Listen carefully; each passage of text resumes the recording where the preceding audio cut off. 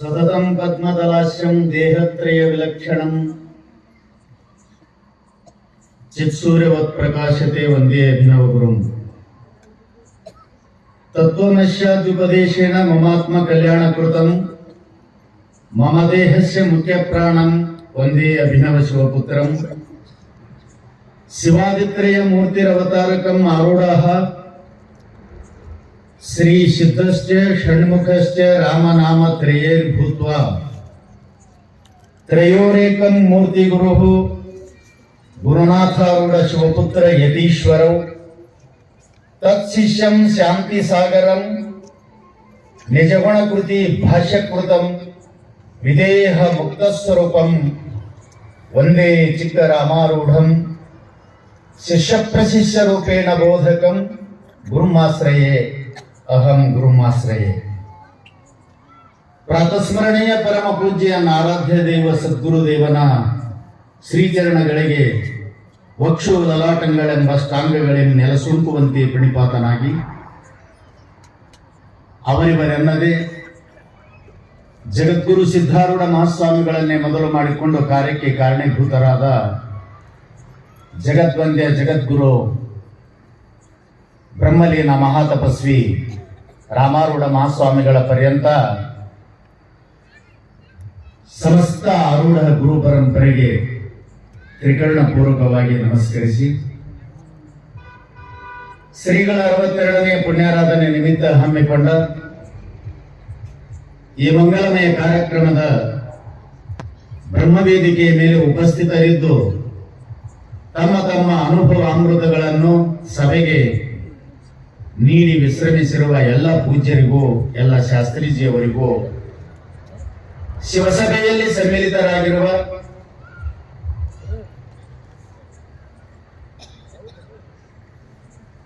ಶಿವಶರಣರೇ, ಶಿವಶರಣೀಯರೇ, ಸದ್ಭಕ್ತರೇ, ಮುದ್ದು ಮಕ್ಕಳೇ, ನಿಮ್ಮೆಲ್ಲರಿಗೂ ನನ್ನ ಅನೇಕ ವಂದನೆಗಳನ್ನು ಸಲ್ಲಿಸಿ ಶಿವಸ್ವರೂಪಿಗಳೇ,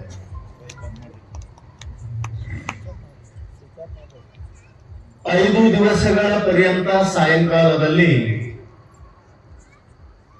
ಹೆದರದೆ ಎದುರಿಸು ವಿಧಿಯ ನಿಯಮ. ನಿಯಮ ಅಂದ್ರೆ ಕಟ್ಟಳೆ, ಅದನ್ನು ಮೀರಕ್ಕೆ ಯಾರಿಗೆ ಬರುವುದಿಲ್ಲ. ಆ ವಿಷಯದ ಅರ್ಥನೇ ಅಲ್ಲೇ ಅದು. ನಿಯಮ ಪದಕ್ಕೆ ಅರ್ಥ ಏನು? ಕಟ್ಟಳೆ. ಕಟ್ಟಳೆ ಅಂತಂದ್ರೇನು? ಮೀರಲಿಕ್ಕೆ ಯಾವ್ದಕ್ಕೆ ಬರುವುದಿಲ್ಲ ಅದಕ್ಕೆ ಕಟ್ಟಳೆ ಅಂತಾರೆ. ನಾವು ಅದನ್ನು ಮೀರಬೇಕಂತೀವಿ, ಹೆಂಗ್ ಸಾಧ್ಯ? ಅದಕ್ಕೆ ನಾನು ನಿಮಗೆ ಹೇಳುದು, ಯಾವ ಸಂದರ್ಭದಲ್ಲಿ ಮನುಷ್ಯನಿಗೆ ಎಂತೆಂತ ಗಂಡಾಂತರಗಳು ಸಮಸ್ಯೆಗಳು ತಲೆದೋರಿದಾಗ ಮೈದೋರಿದಾಗ ಆತನ ಜೀವನದಲ್ಲಿ ಬದುಕಲೇಬಾರದು ಎನ್ನುವ ಹಾಗೆ ಅವನಿಗೆ ಅಪ್ಪಳಿಸಿದಾಗ ಮನುಷ್ಯ ಹತಾಶನಾಗದೆ ಎದ್ದು ನಿಲ್ಲಬೇಕು. ಅದಕ್ಕೆ ನೇಮ ಏನು ಅಂತ ಹೇಳ್ತಾರ? ಇದು ಕಟ್ಟಳೆ ಅದ, ಮೀರ್ಲಿಕ್ಕೆ ಬರುವುದಿಲ್ಲ. ಅನುಭವಿಸು, ಎದೆಗಳು, ಎದೆಗಾರಿಕೆಯನ್ನು ಮಾಡು, ಮೆಟ್ಟಿ ನಿಲ್ಲತಕ್ಕಂತ ಗಟ್ಟಿ ಧೈರ್ಯವನ್ನು ತೆಗೆದುಕೊಳ್ಳುವಂತ. ಅದಕ್ಕೆ ಪದೇ ಪದೇ ಪದೇ ಚಿಂತನೆ ಮಾಡೋದು. ಯಾಕೆ? ಇದು ದುಷ್ಟ ಪ್ರಪಂಚ ಅಂತ ಕರ್ಕೊಂಡು ಬಂದಾರ ನಮ್ಮ ಶಾಸ್ತ್ರದಲ್ಲಿ. ಈ ಪ್ರಪಂಚ ಎಂಥದ್ದು? ದುಷ್ಟ ಪ್ರಪಂಚ. ಇದು ದುಃಖ ಪ್ರಪಂಚ. ಸಮಸ್ತ ಜೀವಿಗಳನ್ನು ಒಂದಿಲ್ಲ ಒಂದು ರೀತಿ ದುಃಖದಲ್ಲಿ ಕೆಡವುವುದೇ ಅದರ ಸ್ವಭಾವ. ಅಲ್ಲಿ ಬಂದೀವಿ ಅಂತಂದ್ರೆ ಆ ದುಃಖದ ತೆರೆಗಳು ಬಂದು ಅಪ್ಪಳಿಸಿದಾಗ ನನಗೆ ಆಗಬಾರದು, ನೀರು ಹೋಗ್ಬೇಕು, ದಾಟಿ ಹೋಗ್ಬೇಕು, ಇಂಪಾಸಿಬಲ್, ಯಾರೂ ನೀರಿಲ್ಲ. ನಾವು ತಿಳ್ಕೋಬೇಕಿದನ್ನ. ನಿಮ್ಗೆ ಇನ್ನೊಂದು ಹೇಳ್ತೇನೆ, ಯಾರು ಸಾತ್ವಿಕರಾಗಿ ಮತ್ತೊಬ್ಬರಿಗೆ ದುಃಖ ಬಿಡಬಾರದು, ನಮ್ಮಿಂದ ಅಪಾಯ ಬೇರೆಯವರಿಗೆ ಆಗಬಾರದು ಅಂತ ಕಣ್ಣಾಗ ಕಣ್ಣಿಟ್ಟು ನಡೀತೀರಲ್ಲ, ನಿಮಗೂ ಬಹಳ ಬರ್ತಾವ, ಮರಿಬೇಡ್ರಿ. ಬೇರೆಯವರಿಗೆ ನಮ್ಮಿಂದ ಯಾವುದೇ ರೀತಿ ತೊಂದರೆ ಆಗಬಾರದು ಅಂತ ಹೆಜ್ಜೆಯೊಳಗೆ ಹೆಜ್ಜೆ ಇಟ್ಟು ನಡೆದು, ಕಣ್ಣೊಳಗೆ ಕಣ್ಣಿಟ್ಟು ನಡೆದು, ನಾಲಿಗೆಯೊಳಗೆ ನಾಲಿಗೆ ಇಟ್ಟು ಮಾತಾಡುದು. ಸತ್ಯ ಪೂತವದೇ ವಾಚಂ ದೃಷ್ಟಿ ಪೂತ ನಶೇತ್ ಪಾದಂ.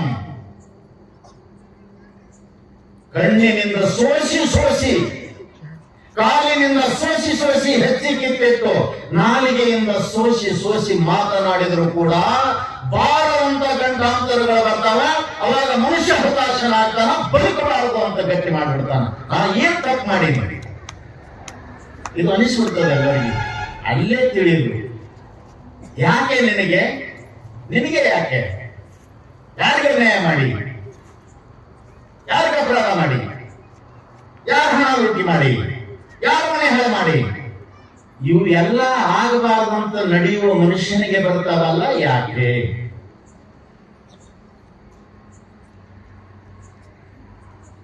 ಅದಕ್ಕೆ ಶಾಸ್ತ್ರ ಕೇಳಬೇಕು. ಈಗ ರೈತರಾದವ್ರು ಗೊತ್ತಿರ್ತೀರಿ ನೀವು. ಈಗ ನಿಮ್ ಕಡ್ಲಿ ಕಾವು ಹಾಕ್ಬೇಕಾದ್ರ, ಕುಂಟಿಗೆ ಈಸ್ ಹಾಕ್ಬೇಕಾದ್ರ ನೀವು ಕಡ್ಲಿ ತಗೊಂಡು ಹೋದ್ರಿ ಅಂತಂದ್ರೆ 1000 ಡಂಕ್ ಆದ ಗಿಡಕ್ಕೆ ಕಡ್ಲಿ ಹಾಕ್ತಿರೋ. ಇದು ಹೆಂಗ ಇವು ಗಳ ನಡೆಸ್ಯಾರಲ್ಲ, ಸ್ಟೇಟ್ ಹಾಕೋದಕ್ಕೆ ಕಡ್ಲಿ ಪೆಟ್ ಹಾಕ್ತಿರೋ. ಇವು ಪೆಂಡಲ್ ಹಾಕಕ್ ಮತ್ತೆ ಇವ್ ತಂದಾರಲ್ಲ, ಇವು ಕಡ್ತಂದ್ರೆ ಏನ ಹಿಂಗ್ ಮ್ಯಾಜಿಕ್ ಮಾಡ್ಯಾರ. ಮತ್ತ ಆ ವೈದ್ಯ ಇಂಥವೇ ಯಾಕೆ ಕಡ್ದಾವ? ಇಲ್ಲೇ ಇದ್ ಮಾಡಿದ್ರು ದೃಷ್ಟಾಂತ. ನೀವು ಹಳಿಗೆ ಹೋಗುದು ಬೇಡ. ಇಂಥ ಸ್ಟೇಟ್ ಆದವುಗಳನ್ನೇ ಯಾಕೆ ಹುಡುಕಾಡಿ ಕಡ್ದಾನ ಅಂದ್ರ ಅಂಕು ಡಂಕ್ ಆದು ನಮ್ಮ ಈ ಪೆಂಡಲ್ಗೆ ಬರುವುದಿಲ್ಲ ಅಂತ ತಿಳ್ಕೊಂಡೆ ಅತ್ಯಂತ ನೇರವಾಗಿ ಬೆಳೆದ ಗಳಗಳನ್ನೇ ಕತ್ತರಿಸಿ ಹೆಂಗೆ ತಂದಾನ. ಅದ್ರ ಪಕ್ಕದಲ್ಲಿದ್ದಂತ ಅಂಕು ಡೊಂಕಗಳಿಗೆ ಕಣ್ಣೆತ್ತಿ ಸಹಿತ ನೋಡಿಲ್ಲ ಅಂದ್ರ ಯಾರು ಸತ್ಯ ಮಾರ್ಗದಲ್ಲಿ ನಡೀತಾವೋ ಅವ್ರಿಗೇನೆ ಕೊಡ್ಲಿಕ್ಕೆ ಕಟ್ಟೈತಿ ಅಂತ ಶಾಸ್ತ್ರ. ಹೆದರಬೇಡ. That is an examination. ಪರೀಕ್ಷೆ ಅದ. ನೀವು ಯಾರಿಗೆ ಬೇಯಕ್ ಹೋಗ್ಬೇಡ್ರಿ. ನಿಮ್ಮ ಜೀವನದಲ್ಲಿ ಈ ಘಟನೆ ಬಂದು ಅಂದ್ರ ಟೆಸ್ಟ್ ನಡೆದ ಅಂತ ತಿಳ್ಕೊಡ್ರಿ. ಎಕ್ಸಾಮ್ ಯಾರು ಇಡ್ತಾರೆ? ಕಟ್ಟಿ ಮೇಲೆ ಕೂತ್ ಸುಟಾಸಿದವ್ರಿಗೆ, ಏನ್ ಕಬ್ಬು ಕಡೆಯವ್ರಿಗೆ, ಕಬ್ಬಿಗೆ ನೀರು ಹಾಸೋರಿಗೆ, ಯಾರಿಗೆ ಪರೀಕ್ಷೆ?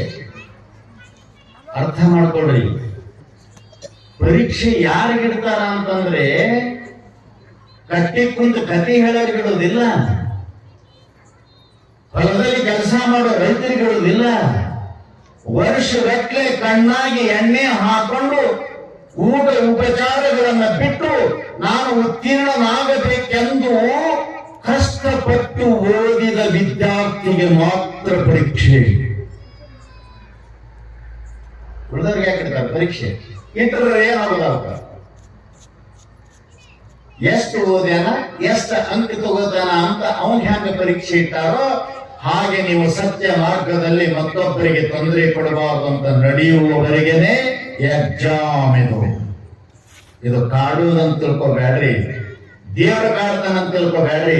ದೇವ್ರ ಕಾಡಕ್ ಬರುವುದಿಲ್ಲ, ಕಾಡುವುದು ದೇವರ ಅಲ್ಲ, ಪರೀಕ್ಷೆ. ಈಗ ಸ್ಕೂಲ್ನಲ್ಲಿ ಟೀಚರ್ ಕೇಳ್ತಾನ, ಯಾಕೋ ಇವತ್ತು ಲೇಟ್ ಮಾಡಿ ಬಂದಿ ಅಂತ. ಯಾರಿಗೆ? 2 ದಿವಸಕ್ಕೊಂಬರೋಂಗ ವಾರಕ್ಕೊಂದ್ಸಲ ಸ್ಕೂಲಿಗೆ ಬರೋಣ. Don't care. ಅವ ಬಂದ್ರು ಅಷ್ಟೇ, ವಾದ್ರು ಅಷ್ಟೇ, ಕೂತರು ಅಷ್ಟೇ, ಪಾಠ ಕೇಳಿದ್ರು ಅಷ್ಟೇ, ಬಿಟ್ಟರು ಅಷ್ಟೇ. ಪ್ರತಿನಿತ್ಯ ಟೈಮ್ ಟು ಟೈಮ್ ತಪ್ಪಿಸಲಾದೆ ಬರುವಂತ ವಿದ್ಯಾರ್ಥಿಗೆ ಸ್ಟಡಪ್ ವೈರ್ಲೆಸ್ ಇಡಿಯಟ್ ನಾನ್ಸೆನ್ಸ್ ಕ್ಲಾಕ್ ಅಂತ ನಾವು ಟ್ಯಾಕ್ಲೇಟ್ ಮಾಡಿದೇವ. ಕಾರಣ ಕೊಡುವ ನನಗೆ. ಮತ್ತೆ ಅವನೇ ಕೇಳಿಲ್ಲ ರವಿವಾರ ಬರೋಂಗ ಶನಿವಾರ ಸ್ಕೂಲಿಗೆ ಬರೋರು ಕೇಳ್ತಾರೆ.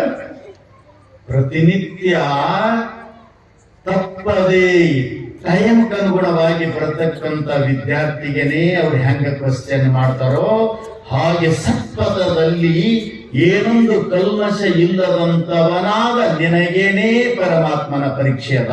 ಅದಕ್ಕೆ ಒಬ್ಬವ ರೇಸ್ ಕುದುರೆಗೆ ಕೇಳದ್ನಂತ. ಕುದುರೆಗಳು ರೇಸ್ ಮಾಡಿರಲಿಲ್ಲ. 50,000 ಲಕ್ಷ 2 ಲಕ್ಷ ಕಟ್ಟುತ್ತಿರ್ತಾರಂತ ರೇಸ್ಗೆ.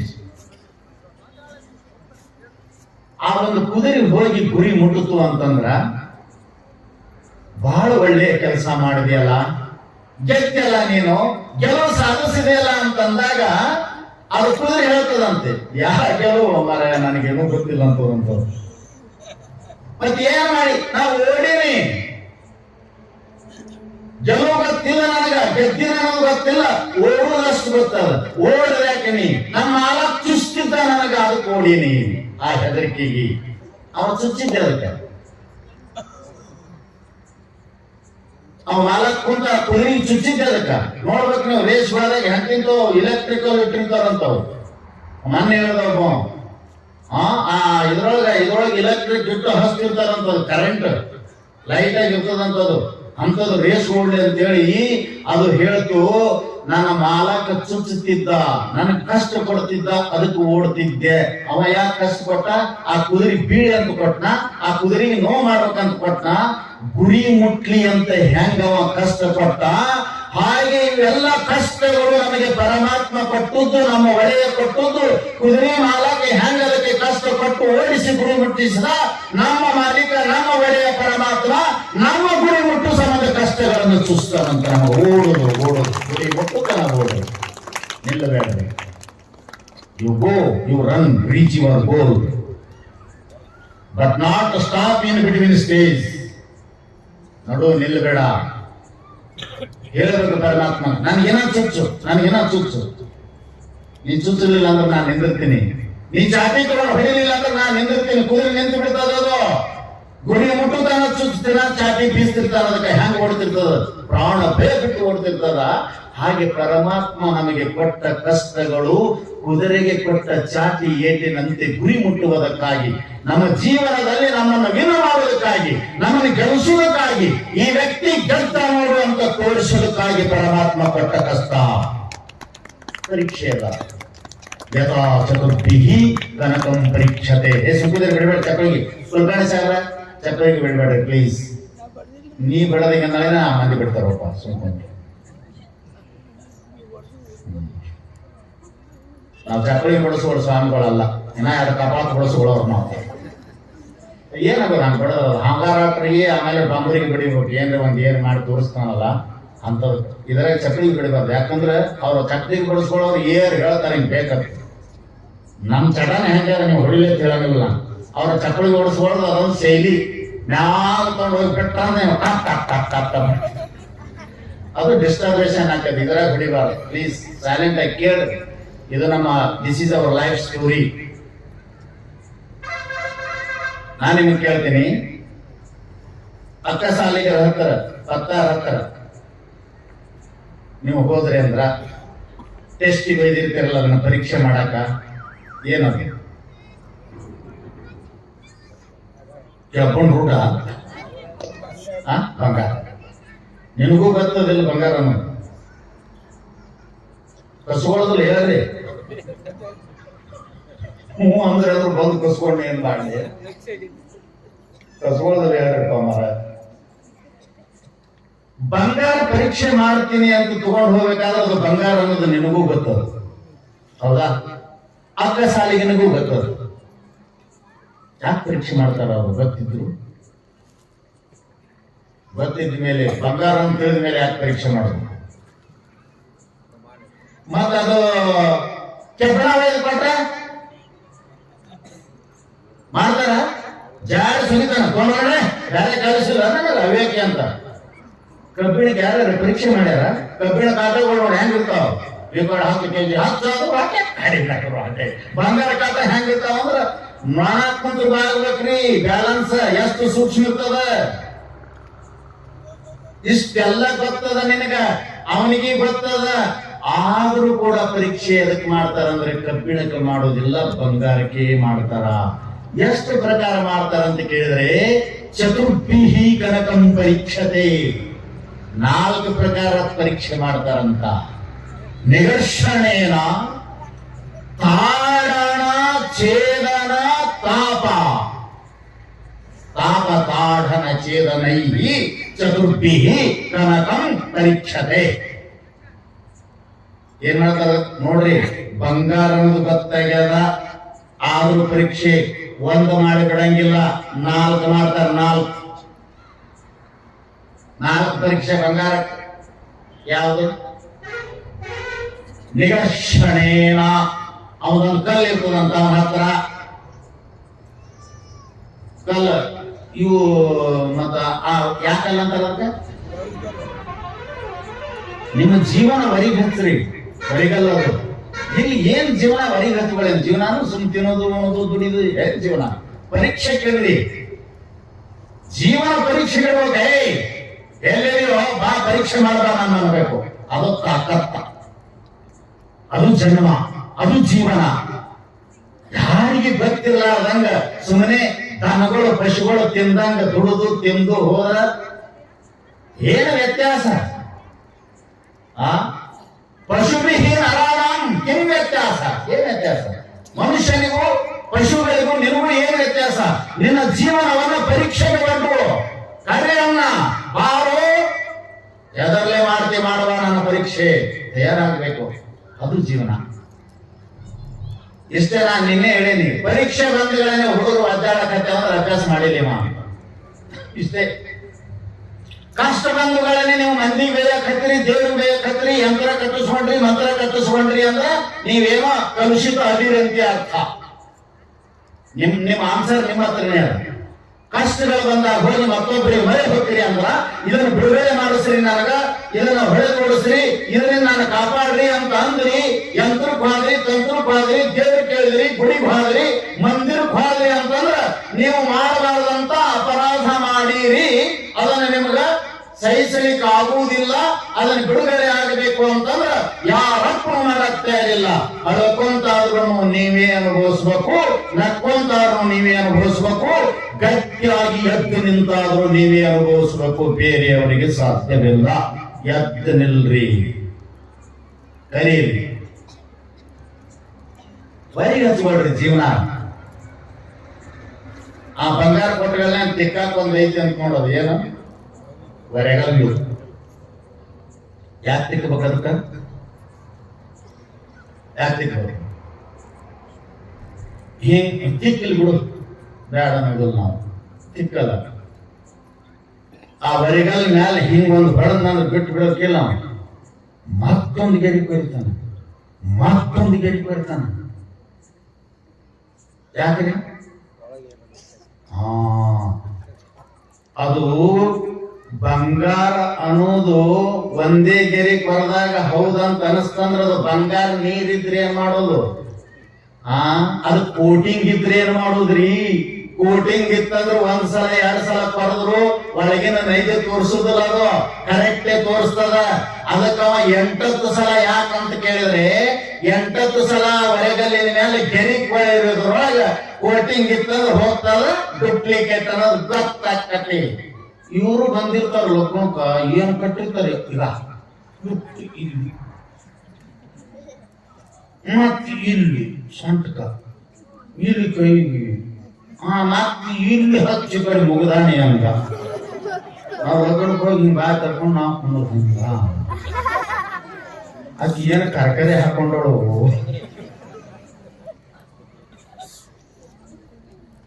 ಅವ್ ಪರೀಕ್ಷೆ ಮಾಡಿದ್ರೆ ಗೊತ್ತಾಕತಿ. ಅಷ್ಟು ಬಂಗಾರ ಇರ್ತಾರ, ಇಲ್ಲಿ ಹಿಡಿದು ಇಲ್ಲಿ ತಾನೇ ಇರಂಗ ಯಾರಿಗೂ ಗೊತ್ಕೊಂಡ್ರೆ ಮತ್ತೆ ಏನ್ ಅನ್ಬೇಕ್ರಿ ಅವಕ್ಕ? ರೋಡ್ಗಳೇ ಇವು ಬಳಿ ಇಲ್ಲಿ ಹಿಡಿದು ಇಲ್ಲಿ ಹಾಕಿರ್ತಾರ. ಅಷ್ಟು ಎಲ್ಲ ಕರೆ ಅಂತ ನಾವು ಬಾಯ್ತಾರ ನೋಡ್ಬೇಕು. ಅವ ಅಲ್ಲಿ ಹೋಗಿ ತಗೊಂಡ್ ಬಂದಿರ್ತಾವು. ರೆಡಿಮೇಡ್ ಇದ್ರೊಳಗ ಯಾವ ಒಬ್ಬ ಸರಗಳ ಸರ ಹರಿದಿರ್ತಾನ. ಸರ ಆಕೆ ಹೊಂಟ ಹಿಂಗ್ ಮಾಡಿ ಸರ ಹರ್ಕೊಂಡ. ಅದು ಹ್ಯಾಂಗ ಇಟ್ಟಾಗಲ್ಲ ಐತೆ, ಒಂದ್ 8 ತಲಿ ಇರ್ಬೇಕಂತ ಹೊರದ್ ಬಿಟ್ಟಾನ. ಹೊರ್ಕೊಂಡು ತಗೊಂಡ್ ಹೋಗ್ಯಾನವ. ತಗೊಂಡೋಗಿ ಅವನ ಕೈಯಾಗ ಕೊಟ್ಟು ನಾವು ಅವ್ರು ಅಕ್ಕ ಸಾಲಿಗಳು ಗತಿ ಇರ್ತಾರೆ ನಿಮ್ಮಂಗ. ನಾವು ನೋಡ ಅವ್ನು ಕೊಡೋಣ ಹೋಗನ್ ನಡೆಯಾಗ ಯಾಕೆ ಸರಿಯಾಗಿ ನೋಡೋಣ ಮತ್ತೆ ಯಾರಿಗೆ ತೋರ್ಸೋದಂತ. ಯಾಕಂದ್ರೆ ರೋಡ್ಗಳು ಅದಂತ ಇವ್ರಿಗೆ ಹ್ಯಾಂಗ್ ಮಾಡ್ರಿ ಎಡ್ ಶಾಣ್ಯರು ಅವರು. ನಮ್ಮ ಮೊನ್ನೆ ನಮ್ಮ ಶಿಷ್ಯ ಹೇಳ್ಬೇಕು, ಇಲ್ಲೇ ನಮ್ಮೂರಾಗೆ ಬಂದಾಳ ಯಾರಿಗೆ ಗೊತ್ತ, ರೈತಲ್ಲಿ ಬಂಗಾರ ಕೊಟ್ಟು ಕೂತಾವ. ಅವೇನೋ ಸಾಕ್ಷಿ ಮಾಡ್ಕೊಡ್ತೀನಿ, ಇದನ್ನ ಹಾಂಗ್ ಮಾಡ್ತೀನಿ ಅಂತ ಅಂದ್ಗಳನ್ನ ಕೊಟ್ಟಾವ. ಅವ ತಂಬಿಗಾಗ ಹಾಕಿರ್ತಾನ, ಇಟ್ಟು ಮುಚ್ಚಿ ಯಾವ ಇದನ್ನ 3 ತಾಸು ಬಿಟ್ಟು ತೆಗಿ, 3ಕ್ಕೆ 6 ತಲೆ ಆಗಿರ್ತಾವ ಅಂತ ರೋಡ್ ಹಾಕಿಟ್ಟು ಹೋಗ್ಯಾನ ಮಗ. ಅವ 3 ತಾಸು ಅನ್ನೋದ್ರೆ ಇಲ್ಲೇ ಹಾಕಿರ್ತಾನ. ಅವ ಟೈಮ್ ಹೇಳಿರ್ತಾರ ಅವರು.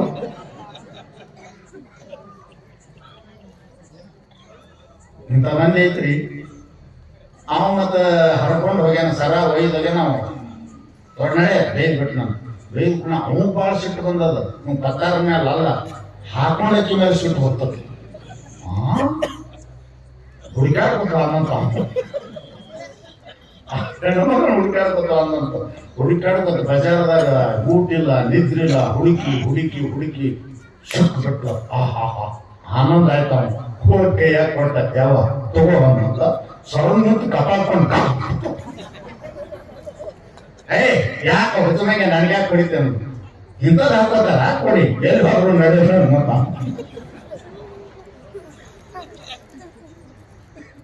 ಅವ್ರಿಗೆ ಪಕ್ಕ ಗೊತ್ತಾಗಿರುತ್ತೆ ಈ ಹರ್ಕೊಂಡು ಹೋಗೋದಕ್ಕೆ ಏನ್ ಗೊತ್ತಿದ್ದು ಅವ ಅಲ್ಲೇ ಒಯ್ದು ಬಿಡೋದು. ಯಾಕೆ ಅದನ್ನ ಕರೀತಾರಂದ್ರ ಮ್ಯಾಲಿನ ಗಿಲಿಟಿಂಗ್ ಐತೇನೋ ಕೋಟಿಂಗ್ ಐತೇನೋ ಅಂತ ನೋಡ್ಲಾಕ್ ಕರೀತಾನ. ಅಲ್ಲಂದ್ರೆ ಎಲ್ಲರಿಗೂ ಬಿಡ್ಬೇಕಿಲ್ರಿ, ಅಲ್ಲಂದ್ರೆ ಎಲ್ಲರಿಗೂ ಬಿಡ್ಬೇಕು. ಹೌದು, ಮತ್ತೇನ್ ಮಾಡ್ತಾನ? ನಿಗರ್ಷಣೇನ ತಾಡನಂ ಹಿಂಗ್ ಒಗಿತಾನಂತ ಹಿಂಗ್ ನೆಲದ ಮೇಲೆ ತಾಡನ ಅಂದ್ರೆ ಬಡ ನೋಡಿದೆ ಆ ಬಂಗಾರ ಹೆಂಗ್ ಕೈ ಬಿಡ್ರಿ ಹೆಂಗ ಚಪ್ಪಳೋದು. ನಾವು ಮೊನ್ನೆ ರಂಗಪ್ಪನ ಕಟ್ಟೆ ನೋಡು, ಭಜನಾ ಕಂಪ್ನಿಯವ್ರು ಗಂಟಿ ಒಂದು 15 kg ಕಟ್ಟ್ಯಾರ. ಬಂಗಾರ ಹಿಂಗ್ ನೆಲಕ್ಕೆ ಹೋಗಿದ ತಕ್ಷಣ ಅದು ನಮ್ಮ ಸಮಾಜ ಮಂದಿರದ ಗಂಟಿ ಅನ್ಬೇಕನು. ಇದು ಬಂಗಾರ ಅನ್ಬೇಕಾದ್ರೆ ಹೆಂಗ್ ಶಬ್ದ ಮಾಡ್ಬೇಕದು? ಕೈಯನ್ ಕೆಳಗೆ ಬಿಟ್ಟ ಅಂದ್ರೆ ಹಿಂಗ ಅನ್ಬೇಕಂತ ಹಂಗ ಅಂತೀವಿ. ಇದು ಪರೀಕ್ಷೆ, ಅವಾಜ್ ಮಾಡಬಾರ್ದು. ನೋಡ್ರಿ, ಇದು ಗಂಟಿ ತಾಮ್ರದ್ದು, ಇದು ಬರೇ 5,000 ರೂಪಾಯಿದ್ದು. ಎಷ್ಟು ಡಾಂಗ್ ಡಾಂಗ್ ಡಾಂಗ್ ಚಂದನ, ಅದು 70,000 ರೂಪಾಯಿ ಸುಮ್ ಕೂತೈತಿ ನೋಡ್ರಿ. ಅದಕ್ಕೆ ಬಂಗಾರ ಆಗ್ರಿ. ಓ ಯವ್ವ, ಬಂಗಾರ ಕಟ್ಕೊಂಡು ಒದರವಾಗಬೇಡ್ರಿ. ತಕ್ಕನಬೇಕು, ಸಪ್ಪಳಾಗಬಾರದು. ತಾಡನೇನ ಬಡಿಯುವುದರಿಂದ ಇಷ್ಟಾದ್ರೂ ಬಂಗಾರ ಅಂತ ಬಿಡ್ಬೇಕಿಲ್ರಿ. ಬಿಡ್ಲಿಲ್ಲವ ಮತ್ತೇನ್ ಮಾಡ್ದ ಅಂತ ಕೇಳಿದ್ರೆ ತಾಪ ಸುಡ್ತಾನಂತ ಅದನ್ನ ಒಳಗೆ ಹಾಕಿ ಸುಟ್ಟು ಕೂಡಲೇ ಒಂದೊಂದು ಒರೆಸಿಕೊಂಡಾಗನು ಬಂಗಾರ, ಒರೆಸಿಕೊಂಡಾಗನು ಬಂಗಾರ, ಬಡದ ನೋಡಿದಾಗ ಬಂಗಾರ, ಆಮೇಲೆ ಸುಟ್ಟುಗಳನ್ನೇ ಒಂದ್ ಏನ್ ಮಾಡ್ತಾವ್ರಿ ಕರಗಾಗಿ ಬಿಡ್ತಾವಂತ. ಇದ್ರಾಗ ಹೋಗಾಗಿರ್ತಾವ. ಅವಂದ ಲಿಕ್ವಿಡ್ ಹಾಕಿ ಒಳಗೆ ಹೋಗದ ಅಂದ್ರ ಹೊರಗನು ಬಂಗಾರ ಹೌದು, ತಕ್ಕಂದ್ರೂ ಅಂದಿರ್ತದ. ಆದ್ರೆ ಅದನ್ನ ಸುಟ್ಟು ನೋಡಿದಾಗ ಕಪ್ಪಾಗಿರ್ತದಂತ ಒಂದೊಂದು. ಅದಕ್ಕೆ ಹಂಗಾಗಬಾರದು. ಅದರದ್ದು ಏನ್ ಬಿಡಬಾರದು? ಏನಂತಾರ? ಗುರುತ್ವ ಮತ್ತು ಕಾಂತಿ ಅಂತ ಕರೀತಾರೆ. ಅದಕ್ಕೆ ತನ್ನ ರಜನತ್ವವನ್ನ, ಕಾಂತಿಯನ್ನ ಕಳ್ಕೋಬಾರದು. ಕಾಂತಿಯನ್ನು ಕಳ್ಕೊಂತದ ಏನಂತ ಸುಟ್ಟು ನೋಡ್ತಾನಂತ. ಇಷ್ಟು ಕಡೆ ಬಿಡ್ಬೇಕಿಲ್ರಿ.